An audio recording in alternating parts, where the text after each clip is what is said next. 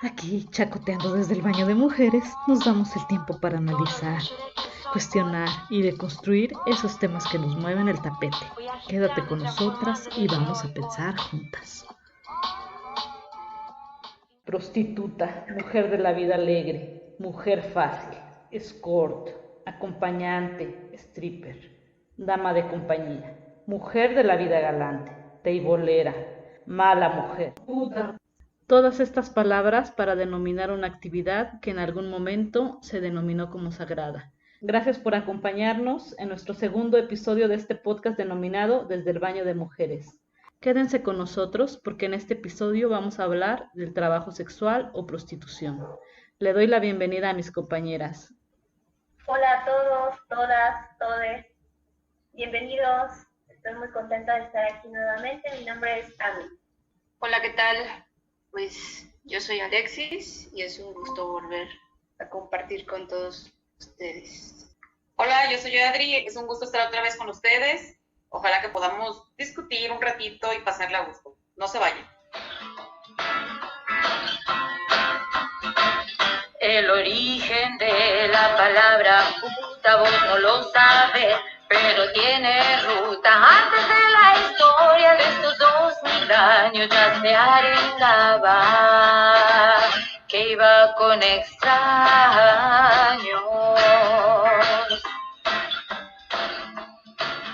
La prostitución es considerada el oficio más antiguo del mundo, aunque cabe aclarar que se vivía en un contexto completamente diferente, ya que las sacerdotisas eran prostitutas sagradas y vivían su sexualidad por cuestiones religiosas y por compasión, sirviendo a sus diosas como a Inanna, a Ishtar, Afrodita, Xochiquetzal. Cabe destacar que eran respetadas y respetados, porque también había hombres, sin ninguna connotación negativa, por el contrario, tenían un alto prestigio social y cultural, ya que participaban de los cursos religiosos y su labor estimulaba la fertilidad, tanto de la población como de la tierra. Corrompida fue, oh mujer podrida, otras viles más etimologías se la denigraba con falsas excusas de brujas malvadas. Ay, de ondas putas. Dentro de lo que es este tema tabú, la criminalización pues implica pues todo un contexto diferente, no solo es lo que es la prostitución, porque dentro de ello conlleva consumo de drogas, a la venta y consumo, a la pornografía, al lenocinio, a la trata de personas, y pues desafortunadamente aquellas personas que se dedican a la prostitución pero son empleadas dentro de esa prostitución, son doblemente violentadas. Entonces, desde una perspectiva más social, más cultural, considero que esto se debería de ver desde tres perspectivas diferentes, porque también engloba lo que es la política, la moral y la religión. Entonces, todo esto conlleva, la prostitución no se elige, que desafortunadamente en este sistema capitalista pues se orilla a la gente a tomar ese tipo de situaciones para poder tener quizá un ingreso, quizá alguna estabilidad, pero pues en México la mayoría de las personas pues maneja a otras personas, que es esta parte del lenocinio, ¿no? Es una explotación pues laboral, violenta. Sí, aquí hay que decir que en México la prostitución es legal, sin embargo la trata de personas y el lenocinio está tipificado en nuestro Código Penal y sancionado de 2 o hasta 10 años de prisión. Y el lenocinio consiste en aquella persona que obtiene un beneficio o comercia con el cuerpo de las otras personas. Eso es ilegal. Entonces, hay dos posturas que se tienen respecto a cómo se debe tratar el tema de la prostitución. Una es el abolicionismo, que dice que se debe prohibir totalmente, que es una acción ilegal y que cualquier acto de prostitución es un acto de violación. Y hay otra postura en donde se habla de que se debe legalizar, porque al final de cuentas es un trabajo y hay personas que se dedican a este voluntariamente. En este caso se habla de que las personas que se dedican voluntariamente, al no ser reconocidas, no tienen derechos laborales, un derecho a un sindicato, un derecho a la salud, un derecho a un seguro y muchos otros derechos que les son negados por el mismo estigma que representa dedicarse a esta profesión. Y es que esa parte es muy importante, Sara, porque no debemos de perder de vista que una parte importante de la población se dedica justamente a ese tipo de actividades. Desde el abolicionismo, donde lo que se busca es perseguir a los clientes, se les llama a las mujeres prostitutas. Y desde el otro aspecto se les llama trabajadoras sexuales, porque lo que ellas hacen es justamente un trabajo. Un argumento muy importante que nos dicen es que ellas trabajan con una parte del cuerpo como trabajamos todos. Algunos trabajamos con las manos, con la mente, con las piernas, y ellas trabajan con una parte del cuerpo más únicamente. Entonces, que no ven el sentido pues de que sea su trabajo discriminado, porque a fin de cuentas lo que ellas están haciendo es un trabajo del cual se mantienen pues sus familias. Entonces sí sería como importante esa parte de que se regule pues la actividad del trabajo sexual para que esas personas tengan garantías, para que esas mujeres y hombres que se dedican a trabajar con su cuerpo pues tengan las garantías adecuadas, porque aparte de la estigmatización se encuentran pues rodeadas de una cantidad de violencia muy grande. Pues fíjate, Adri, que esta parte violenta, bueno, ahorita va analizando lo que dices, yo podría entender que la postura de la persona que accede a ese trabajo sexual, pues desafortunadamente lo único que quiere ejercer es poder sobre la persona que está ofreciendo ese tipo de servicio. Se supone que el Estado es quien tiene que mantener este orden, pero dentro del mismo Estado, una parte de la sociedad media son quienes acuden a este tipo de servicio, porque realmente son los que económicamente tienen una mayor estabilidad. Entonces, desafortunadamente, en esta incongruencia, pues llegamos a lo que es el pensamiento de que en casa los hombres pues quieren a la esposa, a la madre, a aquella persona pues dependiente, buena mujer, decente, fiel, virtuosa, discreta, pero en la calle buscan a aquella persona trabajadora sexual, mala, indecente, promiscua, viciosa, descarada, etcétera. Entonces, esa parte en la que el Estado ejerce estas medidas de control, pero a la vez esa parte de la sociedad busca tener todo lo que está prohibido, por así decirlo. Este pensamiento va más allá y precisamente la prostitución tiene años, es decir, que es el oficio más antiguo, pero porque los humanos somos muy complejos. Y sí, es un fenómeno muy complejo, tan complejo que hay muchas posturas, pero lo que no podemos obviar es que la prostitución se relaciona con la explotación. Fíjate que yo he tenido la posibilidad de platicar con personas que se dedican a esta actividad y me ha tocado escuchar varias historias, desde la historia de aquella mujer que inicia con esta actividad secundaria a una necesidad económica. Entonces necesita recursos para pues alimentar a sus hijos, para sobrellevar la enfermedad de algún familiar, desde la necesidad, movidos desde la necesidad. Sin embargo, también me ha tocado escuchar historias de otras mujeres que argumentan iniciar con esta actividad porque les gusta el desma, y como tal lo dice. Pues a mí me gusta el desma y si me pagan por esto que de por sí me gusta hacer, pues qué mejor. Entonces, yo creo que es muy, como decías ahí, algo muy, muy complejo. Yo creo que depende de la historia de cada una de las personas. Lo que sí ciertamente es que esta actividad se rige por lo que es oferta-demanda. Y hay que decir que hay mucha demanda, ¿no?, de estos servicios. Exacto.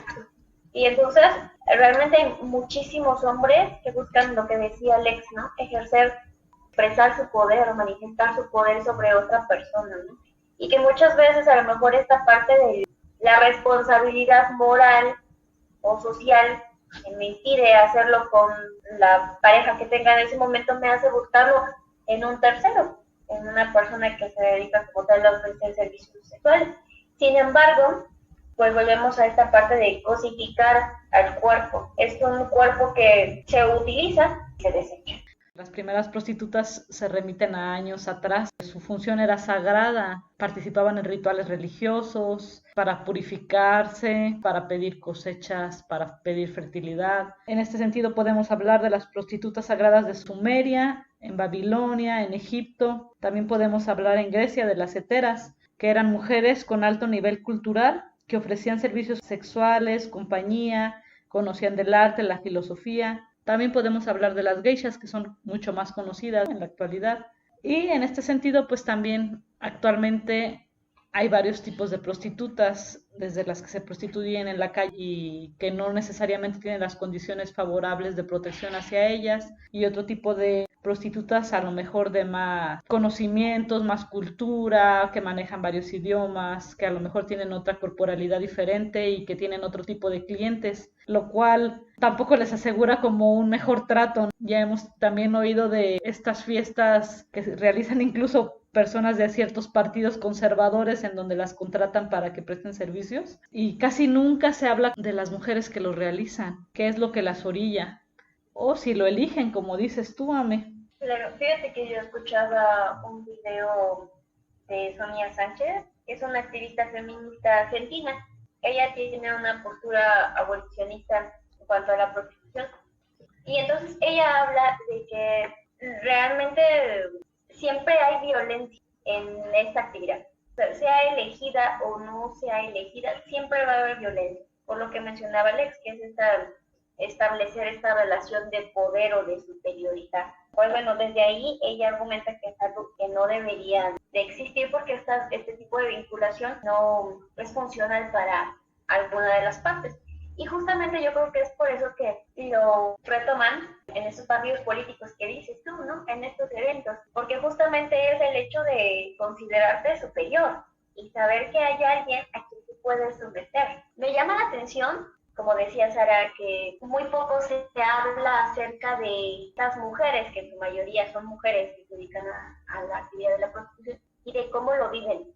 Se habla de la, vamos a decirle, problemática social, porque así es vista como un problema social, pero no se habla, como lo mencionas, de las condiciones que las orillan a hacer esto, o de cómo ellas lo vivencian, o de cómo ellas buscan la manera de protegerse. Porque hablamos de que son mujeres que en primer lugar necesitan o se alcoholizan para perder totalmente la conexión con su cuerpo, o consumo de drogas, como decía Alex, para ya no sentir, porque estamos hablando de que son golpeadas, existe una penetración que es dolorosa, porque obviamente no hay lubricación por un estímulo sexual efectivo. Entonces, una total desconexión con el cuerpo que hay que generar para que no se presente o se genere ese dolor. Esta persona con la que en algún momento platicaba me comentaba que para ella dominaba la situación, ¿ok? Ella así lo vivenciaba o así lo construía. Yo domino la situación porque sé que hay un preservativo. Y entonces aunque haya una penetración, tú no estás en contacto conmigo. Es como una manera de protegerse, yo creo, un mecanismo de defensa, no sé si le pudiera decir, ante tanta violencia, porque pues vuelvo a lo mismo, no va a ser un acto amoroso, no sé quién ustedes comentaba. Poco se habla de esa parte, de cómo es que ellas lo vivencian, solamente son etiquetadas como malas mujeres y ya. Como riesgo para la población, ya no hay más. Las malas mujeres, las malas de la historia. Sin embargo, no nos damos la oportunidad de conocer la otra historia, la otra cara de la moneda, ¿no? Sí, es interesante el punto de vista que acabas de dar, Ame, que hay algunas personas o algunas mujeres que pues realmente pues deciden, digo, independientemente de que un gran porcentaje es orillado pero sí deciden a trabajar en este trabajo sexual, valga la redundancia, pero en este medio hay películas, hay audios, hay videos, en donde algunas nos muestran quizá la parte real de lo que es violento, drogas, tráfico de personas, pero también hay otro tipo de material en el que romantiza este tipo de temas. Por ejemplo, ahorita que decías tú respecto a la persona que conociste y que contaba, hay una película que se llama Enredos de una boda, en la que la actriz principal busca como en un catálogo a una persona que funge como un escort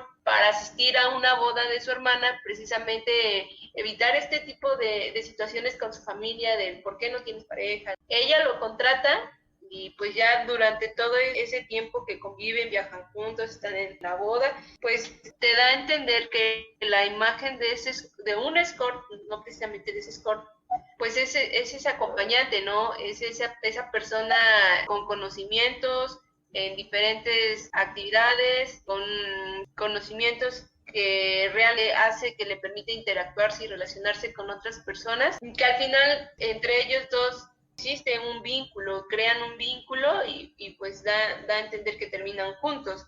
Pero esa es la parte romántica, problemática, tabú, ¿no?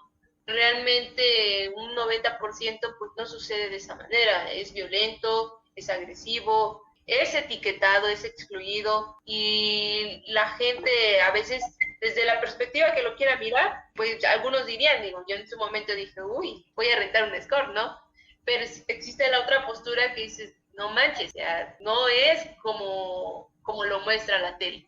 Claro. Y en esta parte de romantizar, no sé si han escuchado la canción de Joaquín Sabina, que creo que se llama Una canción para la Magdalena.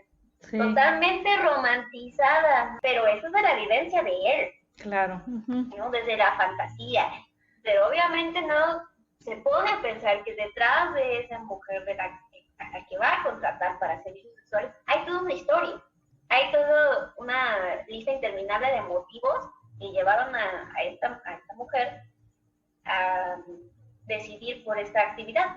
No sabemos, igual y realmente dijo, sí, yo quiero pertenecer a este ambiente laboral, vamos a llamarle de esta manera, o desde la necesidad o muchas cosas, ¿no? Pero sí, totalmente. Y en este sentido, Marta Nussbaum, que es una filósofa, nos dice que una mujer con muchas opciones laborales elija la prostitución no nos debería preocupar, pero la ausencia de opciones laborales para mujeres pobres convierte la prostitución en la única alternativa posible y eso es verdaderamente preocupante porque estamos hablando ahí sí de una explotación sexual, aunque la mujer lo elija por falta de opciones que otorga el Estado, ¿no? O el patriarcado, ¿no? No hay más opciones. Tienes tu cuerpo y todos lo vendemos trabajando en diferentes ámbitos, pero a veces pues no hay más que esa opción y eso es lo verdaderamente preocupante. Tienes razón, Sara, cuando hay opciones, la vida se nos facilita de muchas maneras. El problema es cuando la situación económica te orilla a tomar decisiones que a lo mejor no estás completamente pues segura, pero no te queda de otra. Entonces esa parte debemos de no perder de vista. Juzgamos muy fácilmente porque no vivimos en esa situación, pero realmente la situación de nuestro país, al gobierno no le preocupa que la gente tenga las condiciones adecuadas para trabajar. Entonces, ni hay la cantidad suficiente de empleos para que todos puedan tener una vida digna. ¿Qué haces como mamá? ¿Qué haces como hermana? ¿Qué haces como persona cuando alguien depende de ti? Pues buscas la manera de hacerlo con lo que tienes a mano. Y si lo único que tienes es tu cuerpo, pues es lo que vas a usar para trabajar. En ese sentido también, Marta nos dice, la compraventa de servicios sexuales está vinculada con la precariedad laboral, que más que un fenómeno transitorio es una condición estructural del capitalismo. Y por eso contrasta esta preocupación sobre la sexualidad, de la explotación sexual, con la explotación que también viven otras muchas mujeres, ¿no? Que se dedican al hogar, las campesinas, las enfermeras, las taquilleras, las meseras, las de la maquila. Hay muchísimas mujeres que son explotadas y pues tampoco interesa tanto al Estado. En este sentido, lo que buscan es regular la prostitución, pero no es porque les preocupen las mujeres en sí mismos, es porque les preocupa como otro tipo de situaciones que se dan junto con esta actividad. Y es que el Estado en algunas ocasiones ni siquiera funge como regulador, sino como acosador mismo. O sea, se les persigue, se les detiene, se les levanta, o sea, se les encarcela por ejercer pues esta actividad, ¿no? Técnicamente el Estado supone que accede a darles una zona de tolerancia para que puedan trabajar y no cumplen con esos requisitos que es trabajar en esa zona y pues, contar con una tarjeta de salud, pues entonces no pueden trabajar. Sin embargo, sí son perseguidas y entonces técnicamente, o se supone que el Estado debería de hacer no solo por brindarles salud y seguridad, sino también incluso para decía Sara, proveerle otra alternativa de trabajo. O sea, realmente son pocos los municipios donde se puede decir que tienen un tema que les permita capacitar, ¿no? A lo mejor igual en algún momento escuché que se les proporcionaba, por ejemplo, cursos de estilismo, de corte y confección, o sea, específicamente para estas mujeres, para que en algún momento, si lo decidían, pues pudieran dejar la actividad de la prostitución y dedicarse a otra cosa. Pero yo creo que son los mínimos lugares, porque si para educación los recursos son limitados, pues yo creo que todavía este sector que es tan marginado, no creo que esté dentro de sus prioridades, ¿no? O bueno, yo en campaña nunca he escuchado que propongan a lo mejor un plan de trabajo para este sector, ¿no? Es decir, vamos a disminuir el impacto o el aumento que se ha llevado en la actividad sexual, no sé. Ni siquiera creo que sean números que se hablen o que se digan. Incluso por el parte del Estado, ¿qué es el Estado del sistema? En el sector salud son considerados como un problema de salud, cuando realmente no tendría por qué ser así, porque ni son un problema, ¿no? O sea, es que el Estado, al ser juez y parte, digo, si nos vamos más allá de este sistema capitalista, gran parte de los ingresos se derivan de lo que es la producción, porque a través de ello se vende, se consume droga, a través de ello se recibe una paga, porque una de las cosas que más se vende es el sexo, después de la comida, claro, pero realmente la gente consume sexo. Y hace rato leía yo una parte, un enfoque diferente de Karl Marx, en el que decía que existe un contrato sexual al que llamamos matrimonio. Este contrato sexual es que si tienes una pareja, pues eres de una sola persona, en este caso de un solo hombre.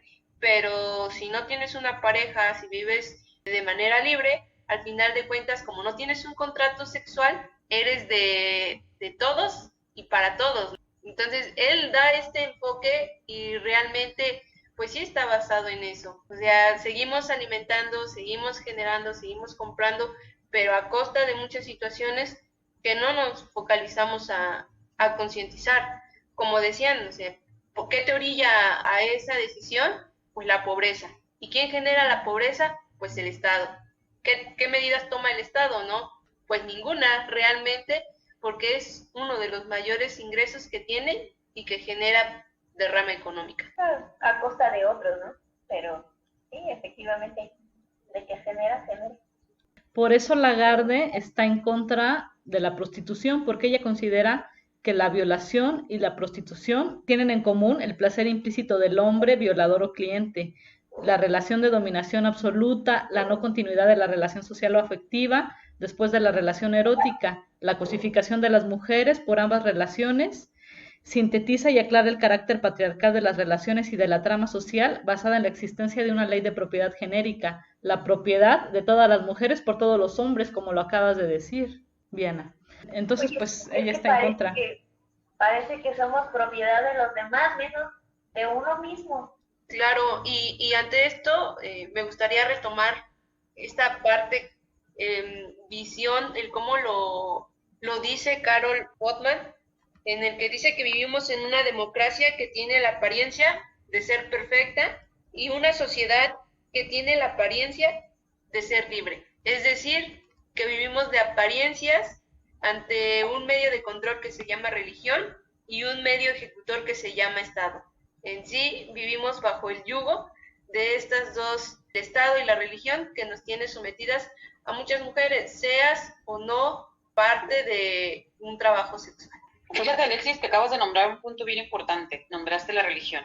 A lo largo de la historia, la religión ha justificado la prostitución, porque lo habla como una necesidad. Dentro de las parejas, el hombre debe de cuidar a su esposa, debe de protegerla, debe de no pasar los límites, de no llegar a la pasión. Pero con las prostitutas tenían permitido hacer todo lo que con su esposa no podían. ¿Y cómo lo limpiaban? Pues simplemente se iban y se confesaban. Entonces, la religión pues ha jugado un papel muy importante en el origen de la prostitución como un negocio. Pues yo, como no quiero firmar un contrato sexual, soy de todos para todos. Ay, Diana. Bueno, yo...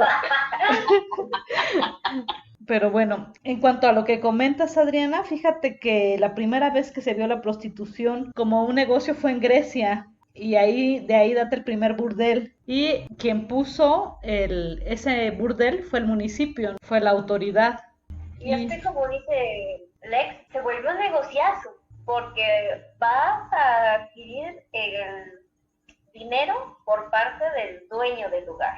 Perdóname, pero de hecho, el dueño del lugar se consideró un lugar, lo que eran los burdeles, se tiene la historia que se surgieron hasta el siglo XIV. Antes de eso no había un lugar específico donde ejercer la prostitución, y el lugar se designó como un lugar propio. ¿Por qué? Porque así no se contaminaban el resto de los espacios. Y bueno, aquí yo no quiero dejar de mencionar que hay muchos colectivos de mujeres que se dedican al trabajo sexual que actualmente están luchando por sus derechos laborales. O sea, ya para desligarse de esta parte de la trata, de estarle dando dinero a alguien más que gane con sus cuerpos de ellas. Esto también me parece una postura que hay que mencionar, porque es la postura que trata de que se legalice para que ellas puedan tener derechos y que no se puedan, que se dejen de ver como estas personas que contaminan los demás espacios, que se les pueda respetar, que se les pueda dejar de discriminar. Qué fuerte esa palabra de contaminar, o sea, pues ni que fuera la peste, ¿no? Pues nada más es cuestión de coger y cogerse. Yo creo que la mayoría, ¿no? Y bueno, sabes, los que gusten de coger. ¿Y sabes qué es lo Bueno, peor? y en todas las casas se coge. Bueno, no en todas, En pero... unas más rico que otras, claro. No, principalmente la mía, no. Bueno, esos son tus detallitos. No importa, hay que ventilar, ¿de acuerdo? Unos pedillos, dice, unos pedillos. Ajá, dice el meme. Ya estoy Todos después. estos Fíjate que lo peor es que solo a ellas se les discrimina, se les ataca. A todos los usuarios, como tú dices, lo ven como un poder, como orgullosos de estar realizando como esa actividad, pero ellos no sienten esa carga y en ese sentido, los grupos que abogan por el abolicionismo les llaman a los usuarios prostituyentes, como para poner en ellos también esta carga de que ellos son quienes están haciendo uso o quienes están abusando, que es una carga que en este momento no tienen, que seguramente ni siquiera se cuestionan. ¿Sabes qué?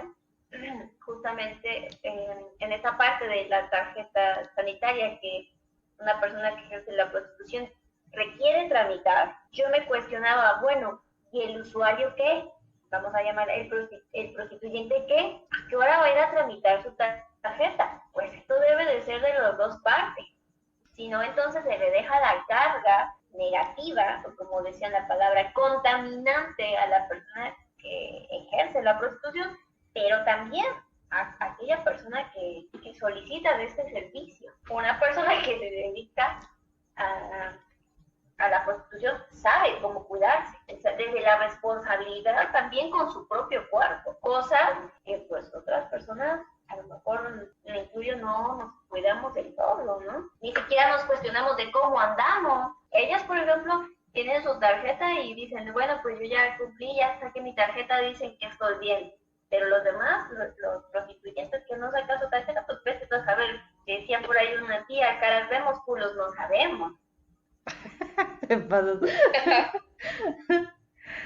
En esta parte que mencionabas acerca de los colectivos, quisiera mencionar a la Alianza Mexicana de Trabajadoras Sexuales, que así lo pueden encontrar en Facebook, y ellos pues están muy involucrados en esta parte de buscar, ¿cómo se puede decir?, apoyo, alternativas y respeto ante esta actividad. No quiero dejar de comentar que en 2014 la Secretaría del Trabajo del Gobierno del Distrito Federal otorgó a las personas que trabajan en el comercio sexual callejero la licencia de trabajadores no asalariados, lo cual fue una victoria en cierto sentido porque las organizaciones de trabajadores sexuales o de trabajadoras sexuales lucharon porque se les reconocieran sus derechos. Todavía es un camino como muy largo, pero a partir de ahí les empezaron a dar un tarjetón y a darles las revisiones médicas y demás.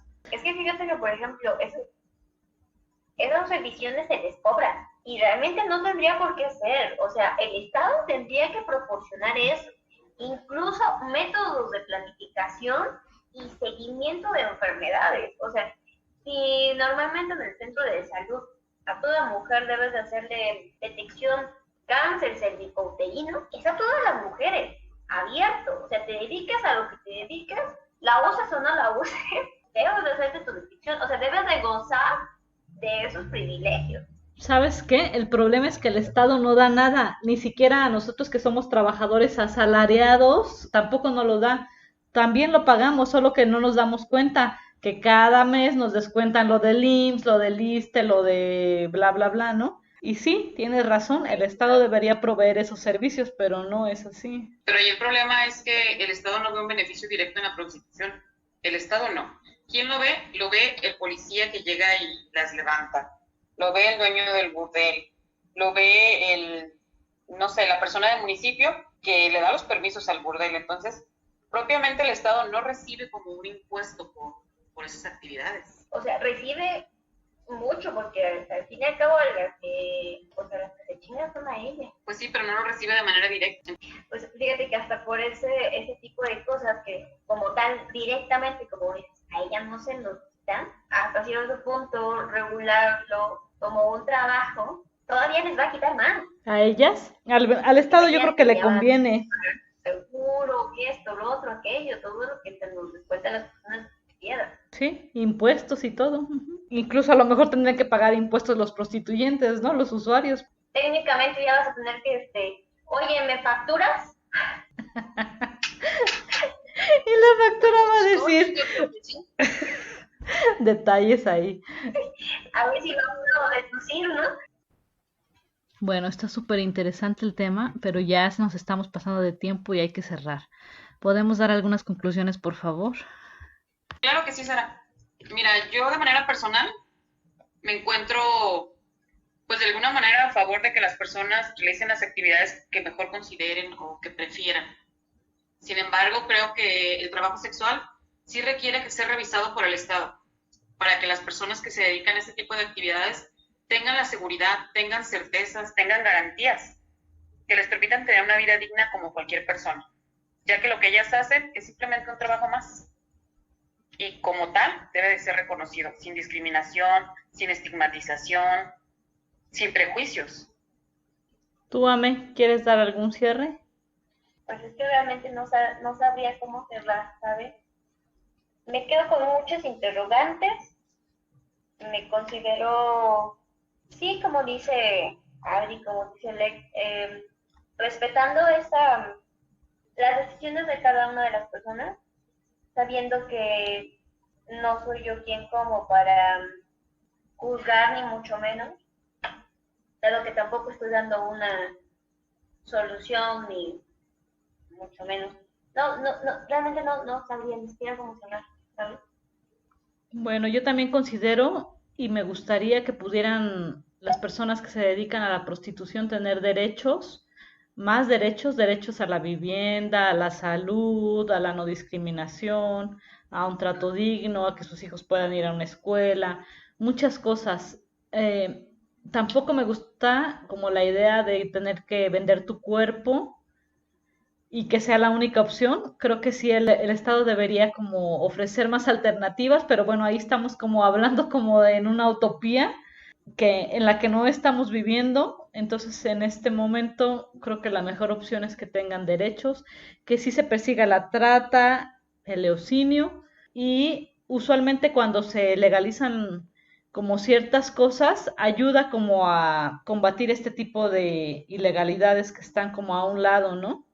Y a la corrupción y a todas esas cosas. Me gustaría cerrar con esta parte que pues invitar a todos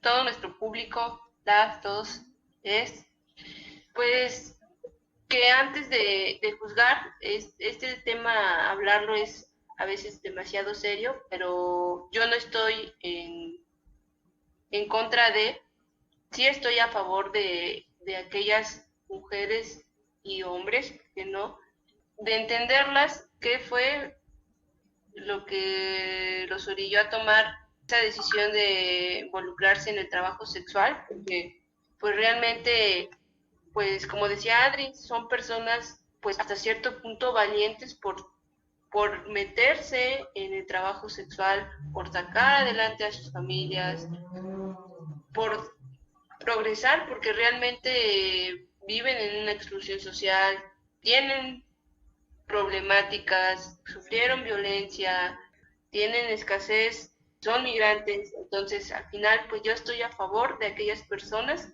que están trabajando sexualmente, y pues nuestras gafas de tener conciencia, de ver más allá del por qué se genera la prostitución. Les agradecemos mucho habernos acompañado este día y vamos a estar sacando más capítulos. Ojalá nos puedan estar escuchando. Suscríbanse a nuestro canal y les invitamos a que nos sigan escuchando. Gracias por escucharnos. Esperamos endulzar tus oídos con el siguiente tema. Acompáñenos en este crecimiento mutuo. Gracias por escucharnos. Clarito quedó que ser prostituta trabajo no es, extorsión segura es esclavitud, por los poderosos libres las queremos de este ruin negocio.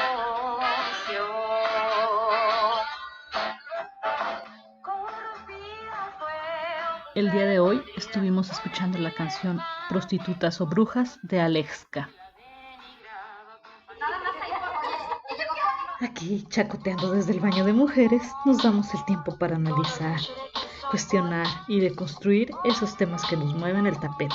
Quédate con nosotras y vamos a pensar juntas.